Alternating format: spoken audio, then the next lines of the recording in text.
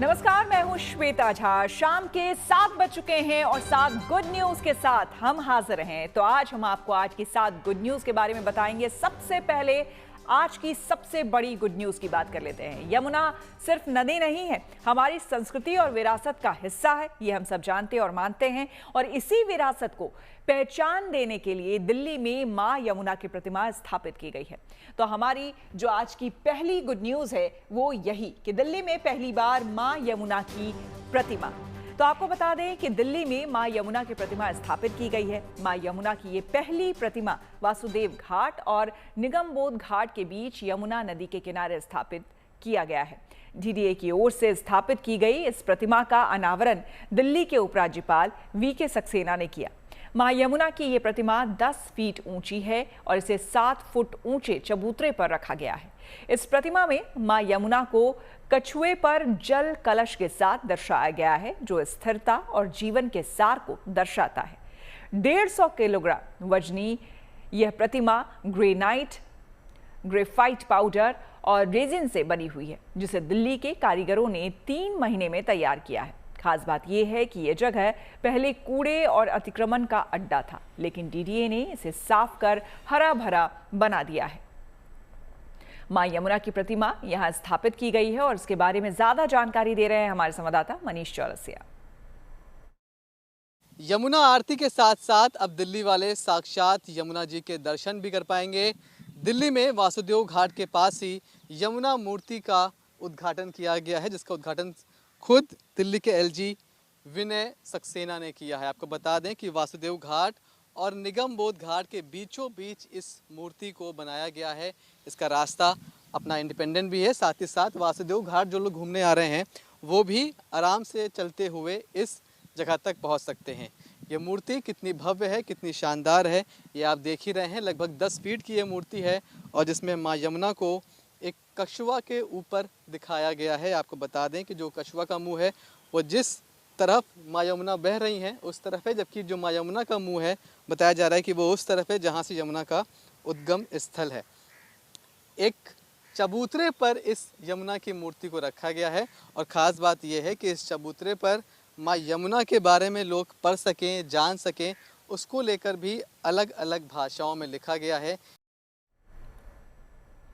आपको बता दें आज अंगारकी चतुर्थी है। संकष्टी चतुर्थी के सभी दिनों में ये दिन सबसे ज्यादा शुभ माना जाता है। ये भगवान गणेश को समर्पित एक शुभ दिन माना जाता है, लिहाजा गणेश मंदिरों में भक्त गणपति का आशीर्वाद लेने के लिए पहुंचते हैं।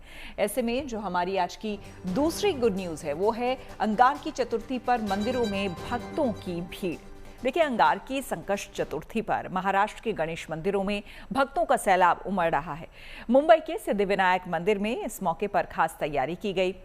मंदिर में आज के दिन बड़ी संख्या में श्रद्धालुओं का पहुंचना जारी है, लिहाजा मंदिर में भक्तों की सुविधा के लिए खास इंतजाम किए गए हैं। मंदिर पहुंचने वाले भक्तों को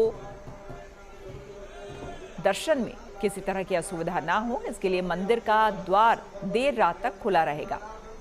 भीड़ प्रबंधन के लिए बड़ी संख्या में पुलिसकर्मियों के साथ मंदिर के सुरक्षा कर्मियों को भी तैनात किया गया है। इस खास मौके पर हमारे संवाददाता धर्मेंद्र दुबे भी सिद्धिविनायक मंदिर पहुंचे। देखिए क्या कुछ उन्होंने देखा।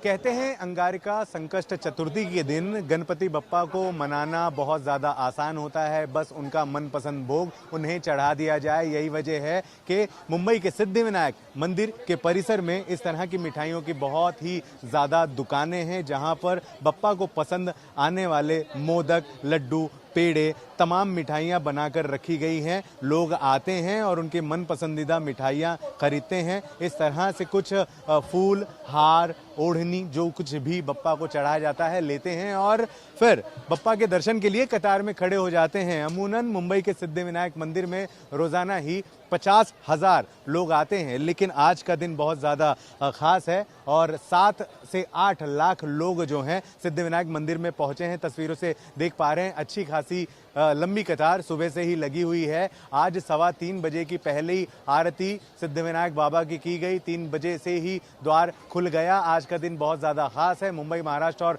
देश भर से तमाम श्रद्धालु, मैंने जैसा कि बताया 7-8 लाख के करीब यहाँ पर पहुँचेंगे। इस वजह से ट्रस्ट द्वारा बहुत ही अच्छी सुविधाएं की गई हैं और बारिश भी मुंबई में अच्छी खासी आ रही है, जिसकी वजह से टेंट लगाए गए हैं। जो श्रद्धालु हैं बिना भीगे बप्पा के दर्शन तक पहुंच सकते हैं। 2 से 3 घंटे कतार में खड़े होने के बाद बप्पा तक पहुंचा जाता है, लेकिन जब एक बार उन तक पहुंच लिया जाता है तो थकान बिल्कुल दूर हो जाती है। बड़ी शांति है भैया। गणपति बप्पा मंगल मूर्ति। और द्वादश ज्योतिर्लिंगों में से एक वाराणसी स्थित काशी विश्वनाथ मंदिर ने पर्यावरण संरक्षण की दिशा में एक बड़ी पहल की है। प्रबंधन ने अब विश्वनाथ मंदिर परिसर में प्लास्टिक के इस्तेमाल पर पाबंदी लगा दी है। ऐसे में हमारी तीसरी गुड न्यूज यही है, और वो ये कि काशी विश्वनाथ धाम हुआ प्लास्टिक मुक्त। जी हाँ, काशी का विश्वनाथ मंदिर देश का ऐसा पहला मंदिर घोषित कर दिया गया है जो कि प्लास्टिक मुक्त है। इसके तहत अब मंदिर परिसर में प्लास्टिक की डलिया में ना तो फूलमाला प्रसाद आप ले जा सकेंगे और ना ही प्लास्टिक के लोटे में बाबा विश्वनाथ को अर्पित करने के लिए जल या फिर दूध भी आप ले जा सकेंगे।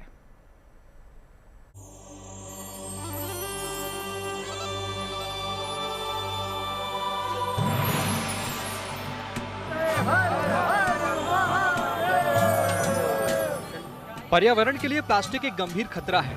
पर्यावरण को संरक्षित करने के लिए पर्यावरणविद लोगों को प्लास्टिक से बचने की सलाह देते रहे हैं। अब काशी विश्वनाथ मंदिर प्रबंधन ने भी इस महत्वपूर्ण विषय पर पहल की है और काशी विश्वनाथ धाम में प्लास्टिक पर पूर्ण प्रतिबंध लगा दिया है। काशी विश्वनाथ मंदिर प्रबंधन ने मंदिर परिसर को प्लास्टिक मुक्त घोषित किया है। इसके मुताबिक अब श्रद्धालु प्लास्टिक की कोई भी सामग्री को मंदिर के अंदर नहीं ले जा सकेंगे, फिर चाहे वो पूजा की थाली हो या फिर जलाभिषेक करने के इस्तेमाल में आने वाला प्लास्टिक का लोटा। द्वादश ज्योतिर्लिंगों में से एक बाबा काशी विश्वनाथ धाम देश का पहला ऐसा तीर्थ स्थल आज घोषित रूप से हो गया है जो पूरी तरह से प्लास्टिक को प्रतिबंधित कर दिया है, क्योंकि काशी विश्वनाथ धाम बोर्ड की बैठक में ये निर्णय लिया गया था, जिसके बाद सावन के पूरे माह सिंगल यूज प्लास्टिक पर भी रोक लगा दी गई थी। तो अब एक कदम और आगे जाकर किसी भी तरह की प्लास्टिक की सामग्री, चाहे श्रद्धालु डलिया ले जाते हैं या प्लास्टिक का लोटा ले जाते हैं या प्रसाद ले जाते हैं, उन सभी पात्रों को प्लास्टिक से हटाकर उसको नए स्वरूप में दिया गया है। मंदिर परिसर में भक्तों को प्रसाद और फूलमाला ले जाने के लिए प्लास्टिक के डलिया की जगह बांस की बनी टोकरी दी जा रही है।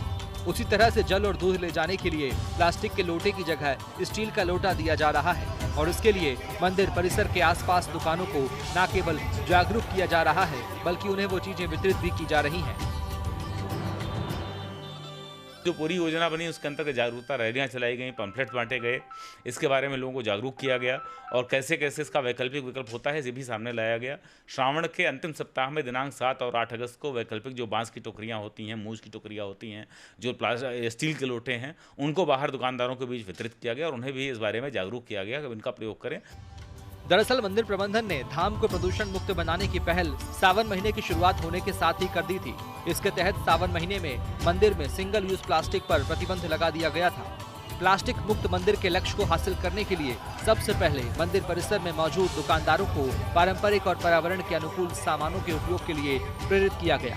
बहुत अच्छा है, और बांस का हो या पीतल की डलिया हो वो है, और माले प्रसाद दूध लोटे में जा रहे हैं, डब्बे में पेड़े लड्डू जा रहे हैं, और भस्म सिंदूर हैं वो कागज के रैपर में जा रहे हैं।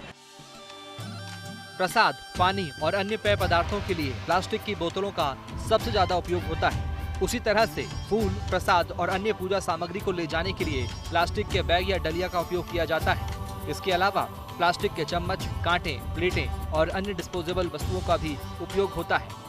प्लास्टिक कचरा मंदिरों और आसपास के क्षेत्रों में गंदगी फैलाने का सबसे बड़ा कारण भी है, जिससे स्वच्छता की समस्या होती है। ऐसे में मंदिर प्रबंधन की इस पहल का श्रद्धालु भी स्वागत कर रहे हैं। ये तो बहुत अच्छी चीज़ है, मतलब वैसे भी पूरे इंडिया में भी हमें प्लास्टिक यूज़ करना ही नहीं चाहिए, क्योंकि प्लास्टिक इन्वायरमेंट के लिए भी अच्छा नहीं होता। और अगर हम ऐसे मतलब एक जगह से शुरू करेंगे तो दिन ब दिन ये बढ़ता जाएगा और फिर हमें और भी दिन के बाद मतलब कुछ दिनों बाद शायद से कभी पूरा देश ही प्लास्टिक फ्री हो जाए, ऐसा भी हो सकता है। बेसिकली जो टूरिस्ट प्लेस है यहीं पे मोस्टली ज़्यादा यूज्ड होता है प्लास्टिक, तो अगर यहाँ पे अगर ये सब करें तो definitely it will work I think, तो ये बहुत अच्छी बात है और आई थिंक सबने अगर खुद से ही ये स्टार्ट किया तो ज़्यादा बेनिफिशियल होगा। तो यार डेफिनेटली। काशी विश्वनाथ प्रबंधन ने मंदिर परिसर को सोमवार से प्लास्टिक मुक्त क्षेत्र घोषित कर दिया है और वहां आने वाले सभी श्रद्धालुओं, मंदिर परिसर में मौजूद विक्रेताओं और काशी वासियों से अनुरोध किया है कि वो धाम को स्वच्छ, सुरक्षित और प्लास्टिक मुक्त बनाने में सहयोग करें। पर्यावरण संरक्षण के प्रति काशी विश्वनाथ मंदिर प्रबंधन की एक खास पहल दूसरे मंदिरों के प्रबंधकों के लिए भी मील का पत्थर साबित हो सकती है। Roshan Jaiswal, Varanasi, good news today. चलिए और अब बात कर लेते हैं बिहार में स्टार्टअप और कारोबार को बढ़ावा देने वाली कोशिश की। दरअसल बिहार सरकार ने छोटे उद्यमियों को सहायता देने के लिए आइडिया फेस्टिवल का आयोजन किया है। लिहाजा हमारी जो चौथी गुड न्यूज़ है वो यही है कि कारोबारियों के लिए आइडिया उत्सव। बिहार में कारोबार को बढ़ावा देने के लिए दरभंगा में बिहार आइडिया फेस्टिवल का आयोजन किया गया। इस कार्यक्रम का मकसद बिहार में स्टार्टअप के इकोसिस्टम को मजबूत करना है। इसके तहत छोटे छोटे कारोबारियों को व्यापार के लिए प्रोत्साहित करना है। इस कार्यक्रम के तहत छोटे छोटे उद्यमियों ने अपना स्टॉल यहां लगाया, जिसमें उन्होंने स्थानीय स्तर पर मार्केटिंग कर रहे अपने उत्पादों को प्रदर्शित किया।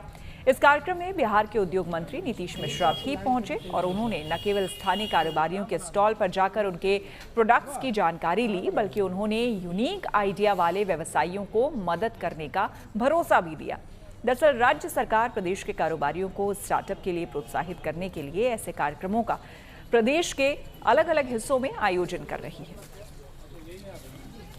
बिहार में 1500 से भी ज़्यादा रजिस्टर्ड स्टार्टअप्स हैं जो बिहार सरकार की स्टार्टअप नीति से जिनको हम लोगों ने लाभ दिया है। और अभी जो हमारा आइडिया फेस्टिवल चल रहा है, अब लगभग समापन की ओर है, बिहार के युवाओं ने बहुत बढ़ चढ़ करके इसमें हिस्सा लिया है। और मुझको लगता है कि आने वाले समय में आप देखेंगे कि पूरे देश स्तर पर और वैश्विक स्तर पर बिहार के स्टार्टअप्स के भी फुटप्रिंट्स यानी पदचिन्ह आपको दिखेंगे। प्रमंडल स्तरीय बिहार आइडिया फेस्टिवल है, इसके जरिए इस तरह का प्लेटफॉर्म मिलना और साथ ही साथ एट द सेम टाइम आपको डिपार्टमेंट ऑफ इंडस्ट्रीज़ के सारे अधिकारी मिल रहे हैं, जिससे आप शेयर कर रहे हैं, सारे टेक्निकल पहलू पे बात कर रहे हैं, किस स्कीम को आप अवेल कर सकते हैं और उसके लिए क्या प्रोसीजर है। साथ ही साथ जो कुछ सक्सेसफुल एंटरप्रेन्योर हैं उनका भी आपको मेंटरशिप मिल रहा है। तो एक छत के नीचे इस तरह का इनिशिएटिव बहुत कम राज्यों में मुझे देखने को मिला है। आज़ादी की 79वीं वर्षगांठ पर देश इस समय आज़ादी के रंग में सराबोर है। हर घर तिरंगा और आज़ादी के अमृत महोत्सव के तहत देश भर में तिरंगा यात्राओं का आयोजन हो रहा है। ऐसे में हमारी 5वीं गुड न्यूज़ यही है और वो ये कि सरहद से शहर तक हर ओर तिरंगे की लहर। जी हाँ, कश्मीर से लेकर कन्याकुमारी तक शहर शहर और गांव गांव तिरंगे के अलग अलग रंग देखने को मिल रहे हैं। तिरंगे की शान में देशभक्ति के तराने गूंजने शुरू हो गए हैं।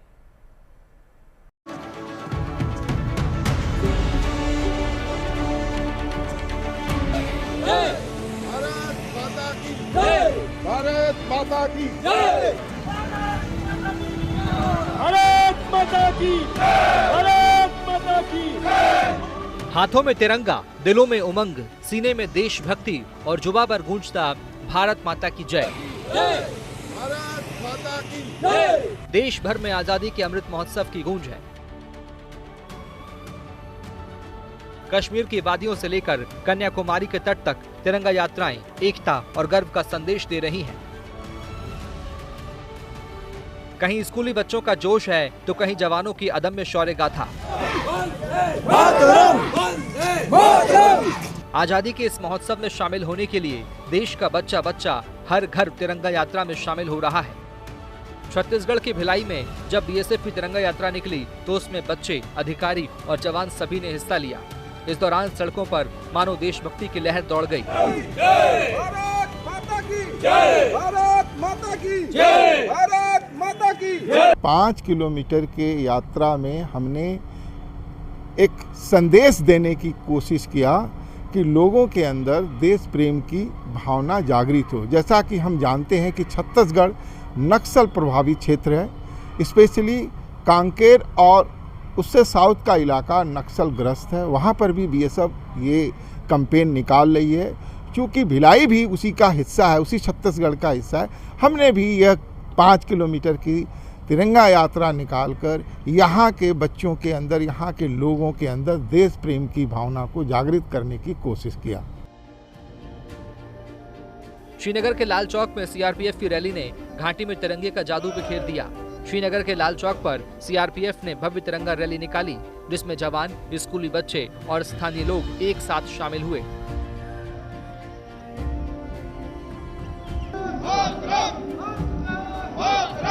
जम्मू कश्मीर में लहराता तिरंगा और उसके साथ गूंजते नारे जय हिंद, वंदे मातरम साबित करते हैं कि देश के किसी भी कोने में देशभक्ति की लौ कभी धीमी नहीं हो सकती। उत्तराखंड के चमोली में आईटीबीपी के जवानों ने तिरंगा यात्रा निकाली।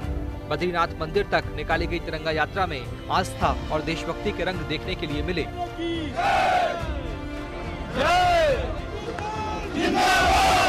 स्थानीय लोग, मंदिर समिति के सदस्य, वेद पाठी और यात्री भी इस यात्रा में शामिल हुए। आसमान में लहराते तिरंगे ने पूरे माहौल को देशभक्ति की भावना से भर दिया। वहीं राजस्थान के धौलपुर में भी स्वतंत्रता पर्व की तैयारियों में जोश और गर्व का रंग भरा हुआ है। शहर में जिला प्रशासन और पुलिस टीम ने हर घर तिरंगा अभियान के तहत बाइक रैली निकाली। बाइकों के काफिले पर लहराते तिरंगे मानो हर घर तक देशभक्ति का पैगाम पहुंचा रहे हों। रैली के दौरान लोगों को अपने घरों पर तिरंगा लगाने और स्वच्छता और एकता का संदेश देने की अपील की गई। शहर की गलियों से लेकर मुख्य चौक तक भारत माता की जय और वंदे मातरम के नारों ने माहौल देशभक्ति से सराबोर कर दिया।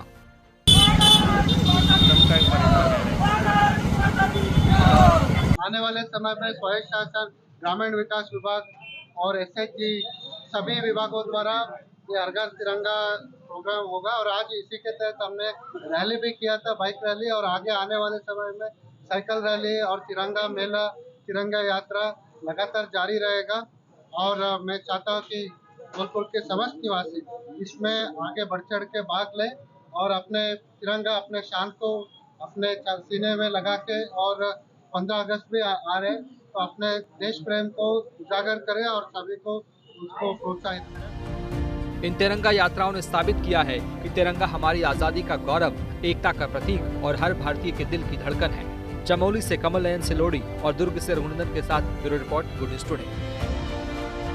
आजादी की वर्षगांठ में अभी 2 दिनों का वक्त बाकी है, लेकिन देशभक्ति का रंग पूरे भारत पर अभी से चढ़ा है। कश्मीर से कन्याकुमारी तक शहर शहर, गली गली तिरंगा लहराने लगा है।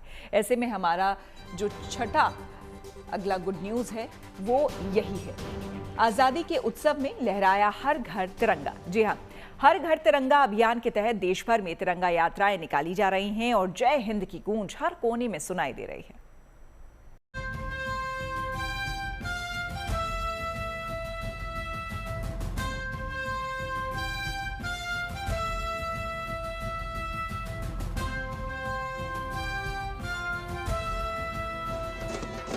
कश्मीर से कन्याकुमारी तक गूंज रहे देशभक्ति के तराने। शहर शहर लहरा रहा तिरंगा। कहीं बोट, कहीं बाइक पर, कहीं साइकिल पर निकाली जा रही तिरंगा यात्रा।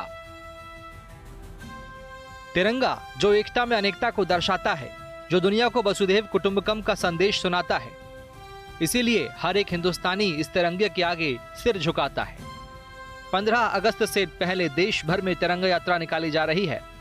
कश्मीर से कन्याकुमारी तक देशभक्ति के तराने गूंज रहे हैं। दिल्ली से लेकर श्रीनगर और इम्फाल तक हर जगह तिरंगा, हर चेहरे पर गर्व और हर जुबान पर भारत माता का जय घोष है। दिल्ली में आज विशाल तिरंगा बाइक रैली निकाली गई, जिसमें दिल्ली की मुख्यमंत्री रेखा गुप्ता समेत कई बड़े नेताओं ने हिस्सा लिया।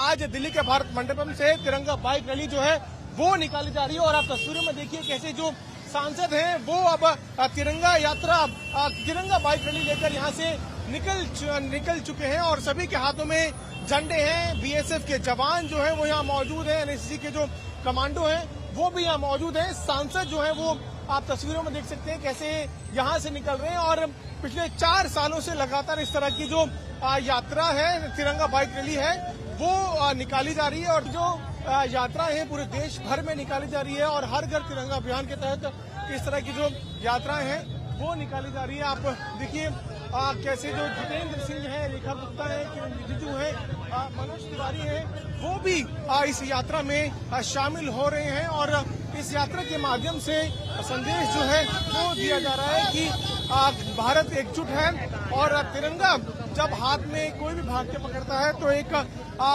गौरव का जो क्षण है वो महसूस करता है। श्रीनगर की डल लेक में जब तिरंगा यात्रा निकली तो घाटी का हर कोना देशभक्ति के नारों से गूंजता दिखा। तिरंगे से सजे शिकारा, गर्व से लहराते झंडे और चारों तरफ देशभक्ति के गीत। घाटी का हर कोना मानो भारत माता की जय से गूंज उठा हो। इस बीच डल लेक के किनारे सांस्कृतिक कार्यक्रम में कई स्कूलों के छात्रों ने हिस्सा लिया, जहां छात्रों में भारी उत्साह देखने के लिए मिला।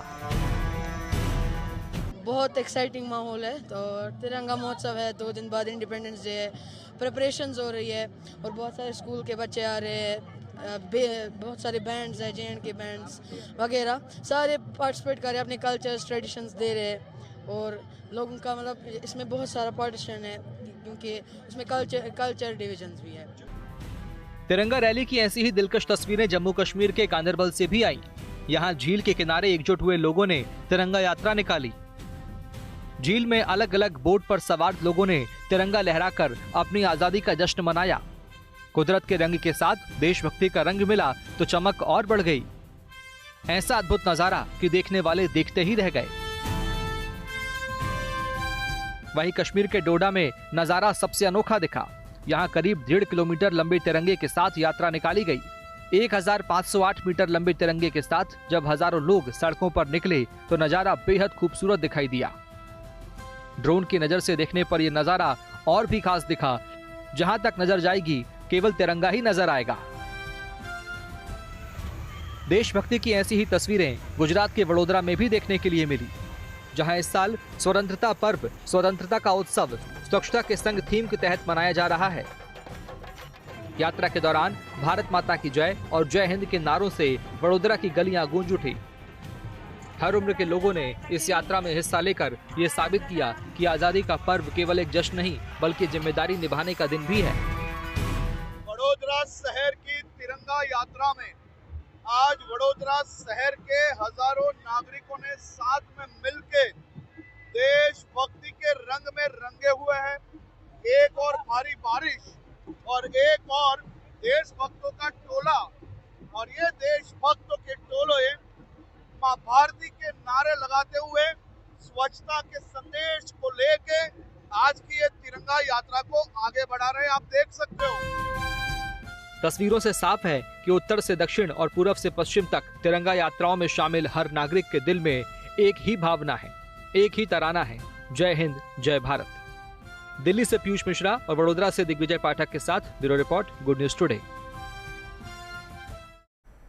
स्वतंत्रता दिवस पर लाल किले की प्राचीर से प्रधानमंत्री देश को संबोधित करते हैं, लिहाजा लाल किले पर सुरक्षा के ऐसे इंतजाम किए जाते हैं जिससे वहां कोई परिंदा भी पर ना मार सके। इस बार लाल किले की सुरक्षा में AI का इस्तेमाल किया जा रहा है। ऐसे में हमारी 7वीं और आखिरी गुड न्यूज यही है कि लाल किले की अभेद्य AI सुरक्षा। स्वतंत्रता दिवस समारोह के लिए दिल्ली पूरी तरीके से तैयार है। पुलिस ने स्वतंत्रता दिवस के लिए सुरक्षा के विशेष इंतजाम किए हैं। खास बात यह है कि सुरक्षा इंतजामों में इस बार AI तकनीक का इस्तेमाल किया जा रहा है। मुख्य समारोह वाली जगह AI से सुसज्जित सुरक्षा के सिस्टम लगाए गए हैं। आपको बताते हैं क्या है ये इंतजाम। इसमें पहला है AI से जुड़ा फेस रिकॉग्निशन सिस्टम, जो कि संदिग्ध व्यक्ति दिखने पर तुरंत कंट्रोल रूम को खबर करेगा। AI से जुड़ा दूसरा सिस्टम है एंटी इंट्रूजन सिस्टम। अगर वहां कोई भी गतिविधि हुई या किसी ने घुसपैठ की कोशिश की तो तुरंत पता चल जाएगा। AI से जुड़ा तीसरा सिस्टम है नंबर प्लेट रीडर सिस्टम। यह सिस्टम संदिग्ध गाड़ी दिखने पर तुरंत उसकी सूचना कंट्रोल रूम को देगा। AI से जुड़ा चौथा सिस्टम है अबंडेंट ऑब्जेक्ट सिस्टम। यह सिस्टम लावारिस पड़े सामानों पर नजर रखेगा और कंट्रोल रूम को तुरंत सूचित करेगा। AI से जुड़ा पांचवा सिस्टम है पीपल काउंट कैमरा, जो कि उस दौरान लाल किले और उसके आसपास मौजूद लोगों की संख्या बताएगा। स्वतंत्रता दिवस समारोह के लिए AI सिस्टम के साथ ही 7,500 से ज्यादा जवानों की तैनाती की गई है। यहां कुल 800 से ज्यादा CCTV कैमरे लगाए गए हैं। ऊंची इमारतों पर स्नाइपर्स तैनात किए गए हैं और एंटी ड्रोन सिस्टम को तैनात किया गया है। तो इसी के साथ 7 बजे 7 गुड न्यूज में मेरे यानी कि श्वेता झा के साथ फिलहाल इतना ही। देश दुनिया की तमाम पॉजिटिव खबरों के लिए देखते रहिए गुड न्यूज टुडे।